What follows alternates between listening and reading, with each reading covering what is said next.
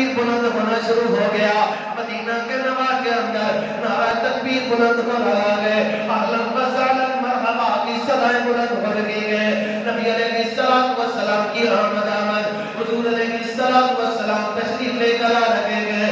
مظفر و منصور ہو کر کے, کامیاب اور کامران ہو کر کے نبی علیہ السلام مدینہ کے اندر تشریف لے کر آ رہے ہیں.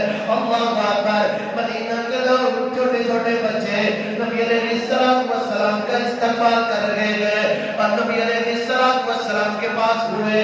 آ کر کے حضور علیہ السلام سے عرض کرتے گئے. کوئی کہتا ہے اللہ کے پاک پیغمبر میرے ابو کوئی نہیں آئے, کوئی کہتا ہے میرا ماموں کوئی نہیں آیا, کوئی کہتا ہے اللہ کے پاک پیغمبر میرا چاچو کوئی نہیں آیا.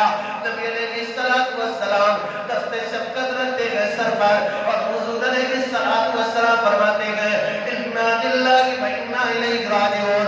اللہ کے حضور پہنچ گئے. اللہ اکبر اللہ اکبر. نبی علیہ السلام مدینہ کے اندر تشریف لے کر کے پہنچتے گئے. حضور علیہ السلام کے صحابہ رضوان اللہ علیہ مجمعین خوشیاں منا رہے گئے. بدر پتہ ہو گیا. مبروک مبروک صدائیں بلند ہو رہی ہے. اللہ اکبر.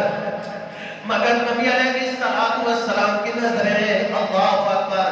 مگر نبی علیہ السلام کی نظریں پورے کے پورے مجمع پر حضور علیہ السلام کی نظریں جا رہی ہیں. نبی علیہ السلام ادھر سے ادھر تک ادھر سے ادھر تک دیکھے جا رہے ہیں. حضور علیہ السلام دیکھ رہے ہیں.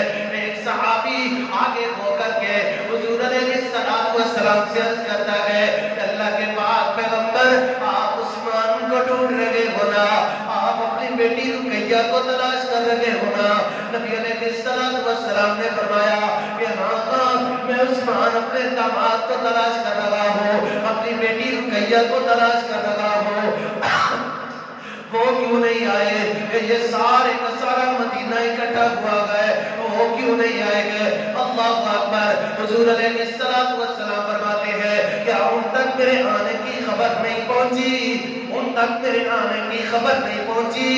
اللہ اکبر. اس صحابی کی آنکھوں سے آنسو برسنا شروع ہو گئے اور رو کر کے عرض کرتا گئے اللہ کے پاک پیغمبر آپ کے اللہ اکبر بدر کے فتح ہونے کی خبر پوری کی پوری دنیا کے اندر پھیل گئی ہے. اللہ اکبر اللہ اکبر. یہ کیسے ہو سکتا ہے کہ آپ کے آنے کی خبر اس وقت تک نہ گئی ہو؟